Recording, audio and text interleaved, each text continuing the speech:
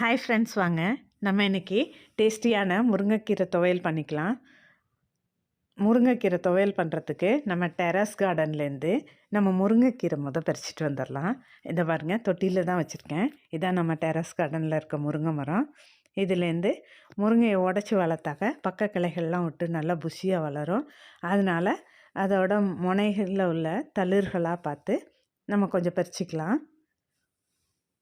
வாங்க 4 இனுக்கு முருங்கைக்கீரை பறிச்சிட்டு போயிடலாம். முருங்கைக்கீரை துவையலை இட்லி கூட, தோசை கூட, சாப்பாடு கூடயும் சாப்பிட்லாங்க. டேஸ்டியாக இருக்கும். பிள்ளைங்களுக்கும் தெரியாது முருங்கைக்கீரைன்னு. இந்த பாருங்கள், இவ்வளோது போதும் துவையல் அரைக்கிறதுக்கு. வாங்க உருவி எடுத்துக்கலாம். சீக்கிரமாக உருவிடலாம், ஈஸியாக தான் இருக்கும். நம்ம உருவி எடுத்தாச்சு.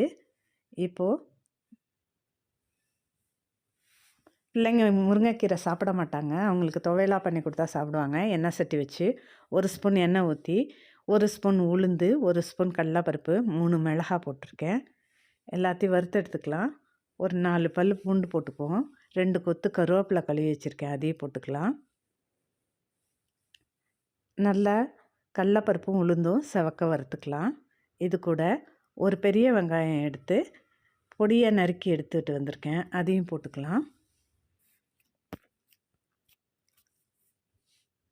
ஒரு தக்காளி பொடியை நறுக்கியிருக்கோம், அதையும் சேர்த்துக்குவோம். இது என்னோடய ஸ்டைலுங்க இந்த துவையல்.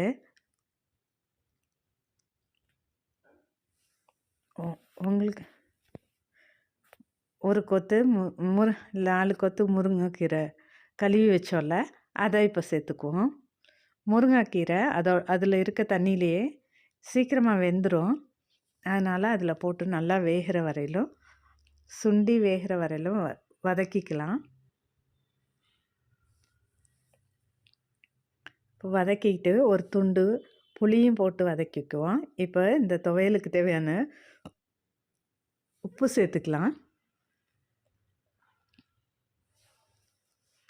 முருங்கைக்கீரை வதக்கியாச்சுங்க, ஆற வச்சுட்டு இப்போ மிக்ஸி ஜாரில் சேர்த்துட்டேன். இது கூட நான் இப்போ ஒரு 2 ஸ்பூன் துருவின தேங்காய் சேர்த்துக்கிறேன் டேஸ்ட்டுக்காக.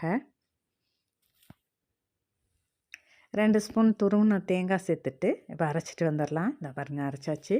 இந்த அளவுக்கு அரைச்சா போதும். இப்போ வேறு பாத்திரத்துக்கு மாற்றிட்டு தாளித்து கொட்டிக்கலாம். தாளிப்பில் வெறும் கடுகு, உளுத்தம் பருப்பும் கருவேப்பிலையும் போட்டு தாளித்து கொட்டிட்டேங்க.